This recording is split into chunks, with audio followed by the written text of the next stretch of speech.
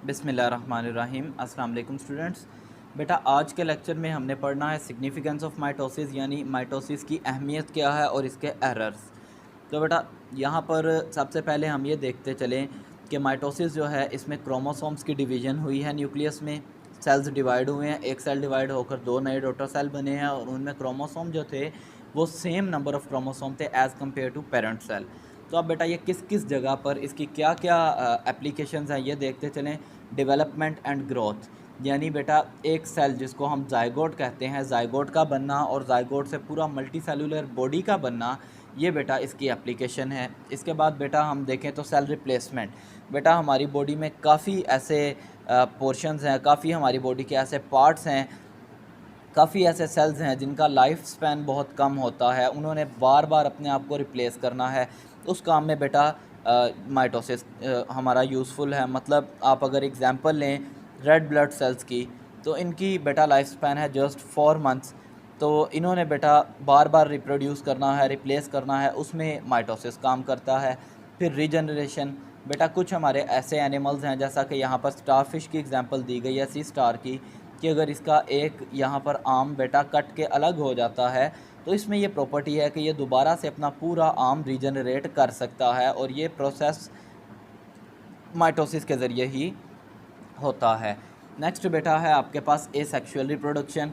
Asexual reproduction में बेटा plants में एसेक्सुअल रिप्रोडक्शन में माइटोसिस यूज़ होता है। मतलब अगर आप देखें यहाँ पर हाइड्रा प्लांट की यहाँ पर डायग्राम में एग्जांपल दी गई है और यहाँ पर बेटा बताया गया है कि हाइड्रा प्लांट जो है ये बेसिकली क्या करता है, ये एक बड बनाता है।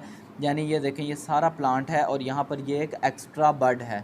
ये एक्स्ट्रा बड बेटा ग्रो करता है और जब ये एक सफिशेंट ग्रोथ में चला जाता है, सफिशेंट इन्वायरमेंट इसको मिल जाता है, तो ये बेटा यहाँ से कटता है, कट के अलग जाकर ज़मीन में ये बेटा अपनी रूट्स लगाता है और ये एक नया प्लांट निकल आता है, जिस तरह से यहाँ पर दिखाया गया है।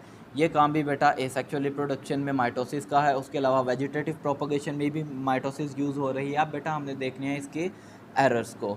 तो इसके एरर्स में बेटा बताया जा रहा है कि जो माइटोसिस है अगर इसको कंट्रोल ना किया जाए तो ये बेटा कैंसर कर सकता है। हमारे डिफरेंट जीन्स जो हैं, हर सेल के जीन्स जो हैं वो कंट्रोल करते हैं माइटोसिस के टाइमिंग को और माइटोसिस के नंबर को, यानी कितनी माइटोसिस होनी है, कितने सेल्स नए नए बनने हैं। अगर ये कंट्रोल ना हो कुछ म्यूटेशंस के ज़रिए, यानी कुछ चेंजेस आए सेल में, जीन्स में, और ये कंट्रोल ना हो तो सेल बहुत ही डिवाइड होता रहता है, बहुत ज़्यादा अमाउंट में, और ट्यूमर्स बनते हैं। और वो ट्यूमर्स अगर अपनी जगह पर रहें, फ़र्दर ग्रो ना करें, तो वो कहलाते हैं बिनाइन ट्यूमर। लेकिन अगर वो फर्दर ग्रो करना स्टार्ट कर दें तो वो कहलाते हैं मैलिग्नेंट ट्यूमर, जिसको बेटा हम कैंसर बोलते हैं। और ये जो कैंसरस मटेरियल है बेसिकली ये एक सेल से दूसरे सेल में भी डिवाइड होता है और ये बेटा बताया जा रहा है कि ये एक पार्ट से दूसरे पार्ट में भी ट्रांसफ़र हो सकता है। मतलब लेट से अगर ये हमारे लोअर पोर्शन में लेग में है तो यहाँ से ये अपर पोर्शन आर्म में, हमारी चेस्ट में भी ये ग्रो कर सकता है और ये बेटा ट्रांसफ़र होता है एक जगह से दूसरी जगह। इसको बोला जाता है बेटा मेटास्टेसिस, यानी स्प्रेडिंग ऑफ डिजीज़।